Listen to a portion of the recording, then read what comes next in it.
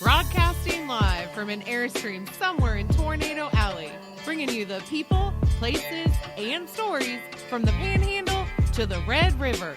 This is your Only in Oklahoma show. And welcome to the show. This time we're headed to Stillwater to have a slice of pizza pie.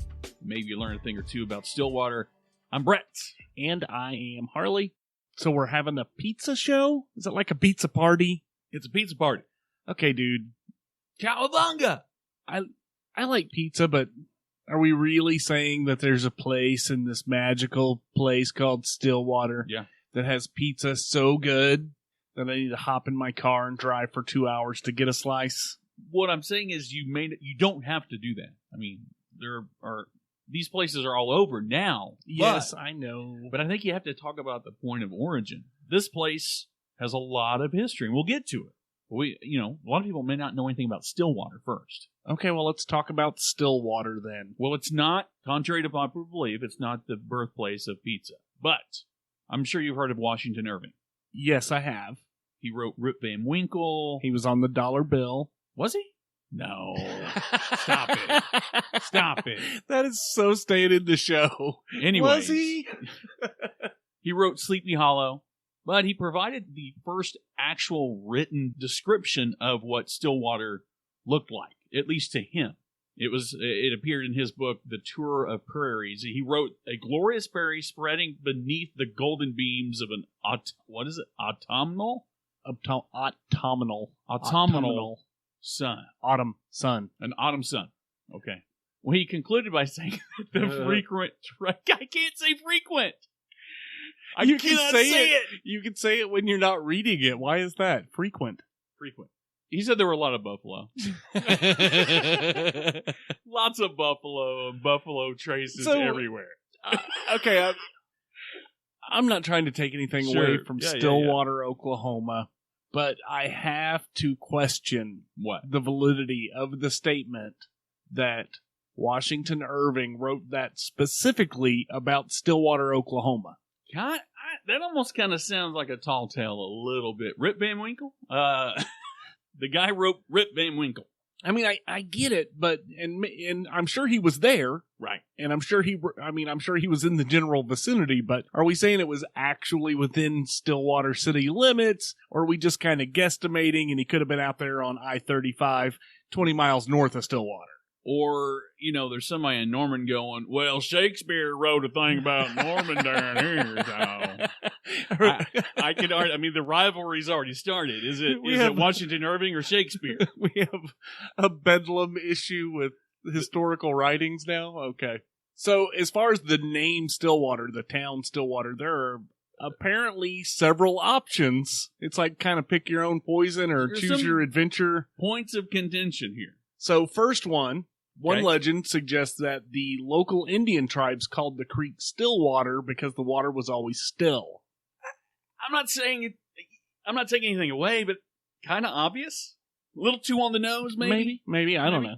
What about, what'd you find? What was yours?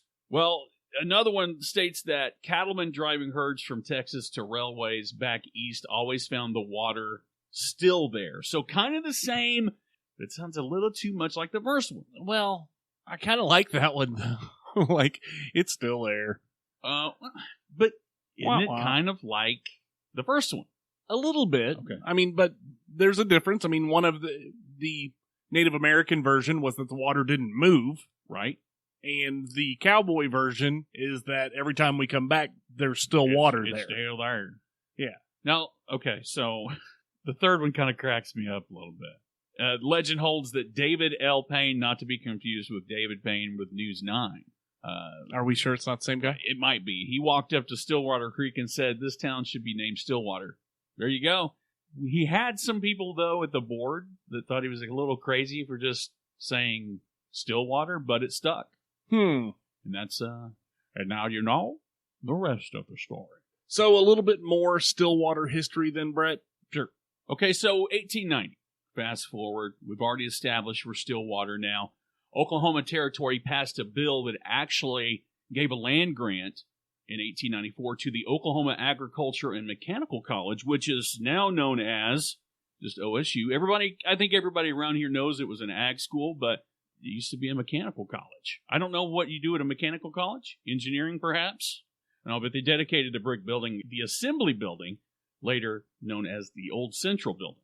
So one of the things that I think is really cool is by the time Oklahoma became a state, downtown Stillwater had more than 50 buildings. That's crazy. Before they were anything. Right. Before, I don't know, Norman, did you have your shit together? Oh God, dude, I don't want to do that. I'm an OU guy, and I'm casting shade at Norman. I know, but we're going to end up. It's just going to be a big fight. We lost a few of the brethren and sisterhood when I dropped a meme during Bedlam, and I'm trying to make up for it. Come on back. Welcome back. I say let's stop trying to stir the pot between Norman and Stillwater. Mm-hmm. Maybe we just get into Hideaway Pizza. Yeah. Well, it's that time of year. It's the holiday season. And by holiday season, I mean it's Holliday Tax Group season. If you're getting your taxes done, now is the time after you've counted all the receipts and wrote off all your kids' presents as charitable expenses. I don't think that is why it's called Holliday Tax Group. But it feels like it. But it is coming up to the end of the year. A lot of people do have to be considering deductions and that sort of thing. And if you're in the market for somebody to help you, to hold your hand, yes, Justin Holliday over at the Holliday Tax Group is the man for the job. And I am going to say, if you got a present from the federal government in the form of a notification that you're going to be audited, Holliday Tax Group specializes in that kind of thing. Yeah, I got a Jelly of the Month letter from Uncle Sam a few years ago, and I didn't know about Holliday Tax Group, but now I do. So, again, Holliday Tax Group, it's holidaytaxgroup.com. Holiday is with 2 L's. 2 L's. Check them out. So, Brett, hit me with some Hideaway history. Now, you're kind of I don't know. Are you let's talk about being pizza bougie first. Are you kind of bougie when it comes to pizza? What's your perfect pie? Oh, I'm going to have to go New York style. Okay. I like the hold it, fold it. With the flop and the cheese and the blah, blah, blees. Yeah. I don't like mushy crust. Okay. You like a crusty crust? Kind of get a little bit of a bite to it? A little bit. Okay, well then you'll love Hideaway Pizza. I've been to Hideaway Pizza. Yeah? Who are you trying to sell here with this? I know, but you were kind of iffy about it. So what I'll do, I want you to learn a little history while everybody else learns a little history. Let's hear it. Here's some Hideaway history. Originally named Campus Hideaway, it was actually one of the first pizza joints in Oklahoma in 1957. They literally were one of the very few places in Oklahoma that served pizza. But it wasn't until Richard Dormer started there as a delivery driver as a freshman in college that he came up with an idea to buy the restaurant. So, 3 years later, he and his wife, Marty, purchased the restaurant to pay for their college. For $1. For $1 crispy dollar. Is that right? Did I make... No, you're making up history. Okay, sorry. But Richard did say pizza is going to be bigger than hamburgers. And I don't think he is far off. I'm telling you, if you've ever had Hideaway Pizza, you'll know. So that kind of became the business model through the 60s, 70s, and 80s. Hideaway was also famous for having a fleet of VW Bugs as delivery vehicles. I remember the Hideaway Bugs. Mm-hmm. So I remember it. The cool thing is, when the VW Bug made the comeback back in the late 90s, they purchased the first one in Oklahoma. I mean, it makes sense. That's cool. Yes. So, are we going to get to the pizza part? Not yet. No, hang on a second. Sorry. Although I get impatient. I'm hungry. There's a bunch of these around, but the original location, they've only moved once. They moved, I think, across the street. It's still at 230 South Knobloch. Now, there's an interesting fact here. All right. About Richard. Rest in peace. He passed away back in 2015, but he was an avid kite flyer. In Oklahoma? I mean, I think this is probably one of the best places to fly a kite. I've tried to fly kites. I've got 100 kids, man. I've tried to fly kites, and every single one of them snaps the line. It goes crazy. The wind catches it, and it slams it into the ground. I don't believe that we had an avid kite flyer that was a resident of the state of Oklahoma that actually flew kites here. Well, he and his wife traveled the country, went to events all around the world, teaching and hosting workshops for people about kite flying. And then some years ago, I think it was within the last decade, they tried to break the Guinness World Record for most kites in the air at once. Wasn't able to break that record, but he was able to educate people on kite flying. And to this day, certain locations still have some of his personal kite collection within the restaurant. So, pretty cool. I did not know that about the kites. I think that I have noticed kites That's and did why. not notice why, or did not know why there were kites. The one in Moore has kites in it. But yes. Are we talking about locations now? Are we getting we're close getting- to food we're getting here, close to dude? pizza. Can I get some breadsticks while I'm waiting? I recommend the fried mushrooms if you're going to go there. Anyway, bunch of locations. Obviously, number one is in Stillwater. There are 4 locations in OKC, 1 in Edmond, 5 in Tulsa. Now, the cool thing, they have expanded their borders. Some years ago, he did release, I think you have to release the rights or whatever to relocate stores or open newer stores. Like franchise Like rights? franchise Okay. rights. So there are 3 of them in Arkansas. I think that's pretty cool. I like it. But you literally can't go anywhere without being close to one. There's Norman, Moore, Yukon, they're everywhere. But the food. Yes, now we're finally the food. Now, you took me here. Yeah. You're like, we got to go here. And I'm Yep. like, pizza's pizza, and Oklahoma doesn't do pizza very well. Well, and I'm going to say it, you've had some hit and miss pizza experiences. I tell you what, there was a pizza place in North Oklahoma City for a heartbeat called Falcone's. Yeah. And then they moved. Well, they're still in North May. Right, Yes. that's the one I'm talking Yeah. about. Then they opened up a second location in Bricktown. Yeah. And that was the death nail of the good pizza When you at expand. either location. Yeah, it's this. When restaurants go sequel, you gotta have a perfect recipe. I just don't know that that's the place you want to not relaunch your brand, but it seems like an ideal location. But there's just too many. It's too oversaturated down there. I don't know, but I just didn't. After that point in time, I never was able to get a good slice of pizza from Falcone's. So I'm gonna say that the expansion did not help them, and I think there was a owner transfer in there somewhere. Right. When the guy that owned it, that looked like he was in the mob, stopped being there, I think it stopped. You lose the luster. A little bit. So let's talk about Hideaway. I'll give it to you. They're good. It's a good pizza. It's better than the mainstays, which are all fast food joints, by a long shot. Right.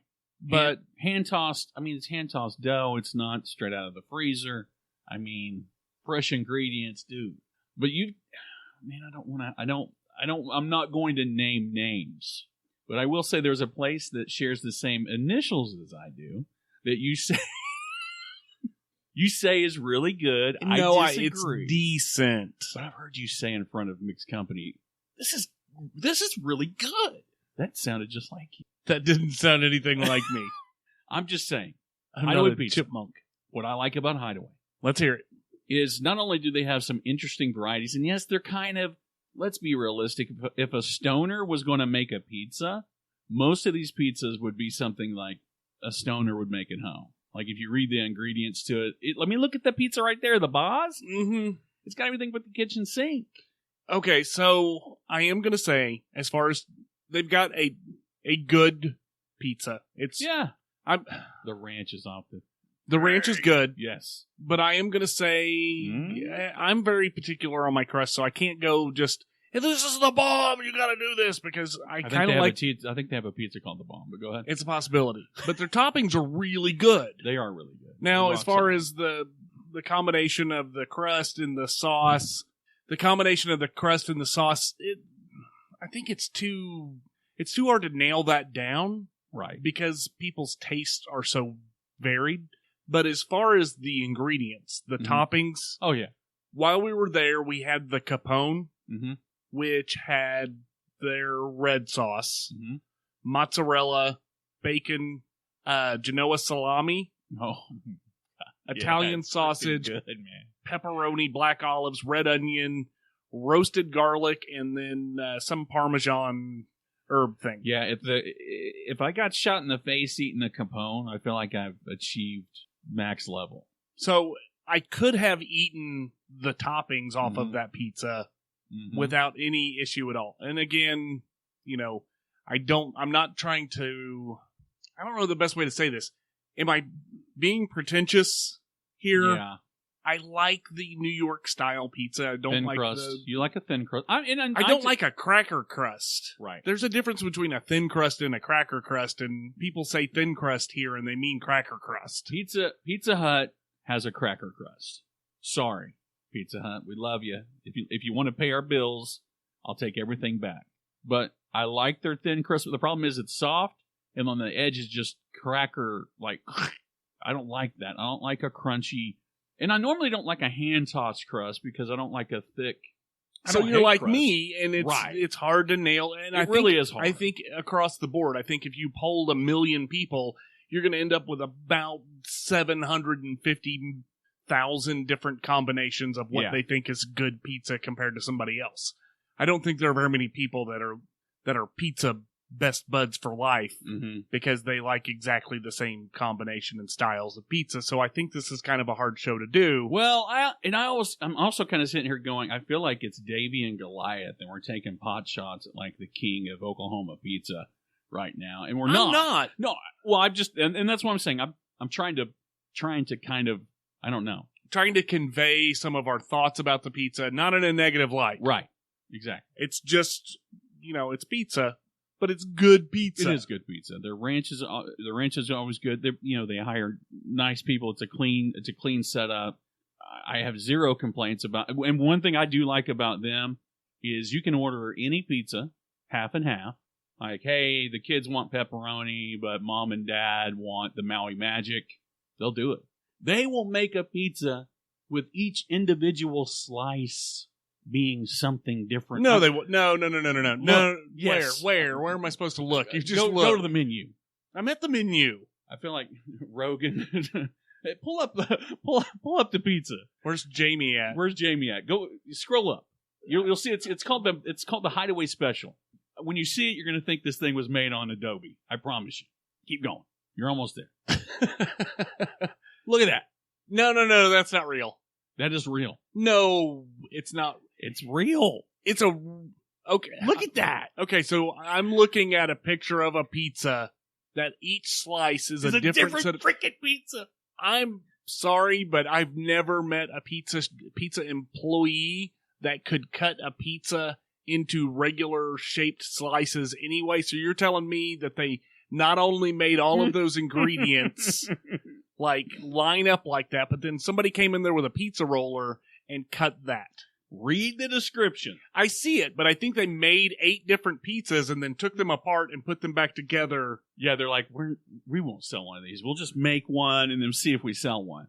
If you're the guy, I don't think you let the guy on the first day on the job do this. No, not a chance. It is. Can you have look at the asymmetry? Like, I just don't believe that really. It's like a unicorn, dude. That is not a thing that exists in the real world. I'm looking for like seams and Photoshop marks, like where they left the cursor in the middle of the screen. Again, for our listening audience, because the only people that are visually watching this podcast are you and I. Yeah, but it looks like somebody took a straight edge and put these toppings on. The slice with all meat matched up with the slice with just black olives. Mm-hmm. Tell me that doesn't look like it was done with a damn ruler. Something. Okay. I think you get fired if you mess this one up. Okay, so that's awesome. I like it. If it's real. But find me I challenge you to find me a hole in the wall that'll do that. I think Papa John's would hang up on you. If you ask for that. I mean, these folks they go above and beyond. There's not a damn thing I can say about them that's bad. Again, as far as all of the ingredients involved, everything seems to be super high quality. It is good. Just, can somebody import the New York style crust for me so I can have...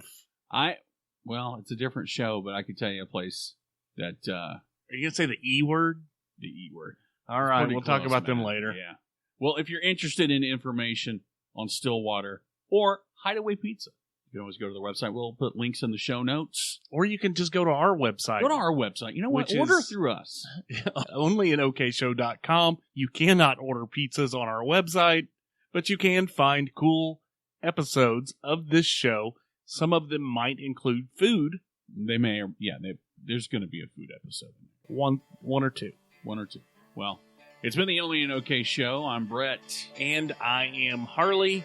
And we're out for delivery.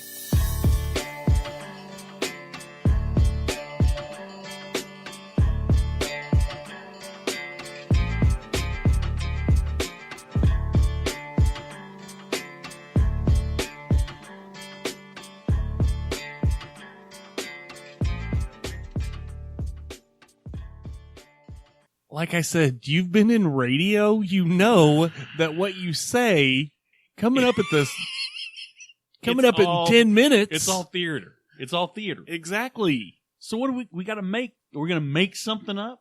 No, we don't make something up. Okay, well, then fine. We just change the timestamps. Fine. You know, it's not about the past. It's about the present. And we're here to talk about Stillwater. Oh, we had a lot of shit going on this, but it's not about the past. It's about fudge. No. No. Taxes and stuff. All right, blah blah blah blah blah. Do you have the rest of the blahs? Can you fill in the blanks? You could. It's got to go back and forth. So I figured you could pick up some blahs on your end. Okay, let's roll. No, you're going to just read it off there. No, I'm not. I'm going to make sure. Okay. That I got words to say so that when you go, blah, blah, blah. You're the facts guy, the numbers guy. Okay, whatever. Let's roll. Okay. One, and the deep and frequent traces of, I can't say, my lips traces? And he finished off by saying the deep and frequent traces of Buffalo. I did it. Freaking. Holiday. All right, 3, 2,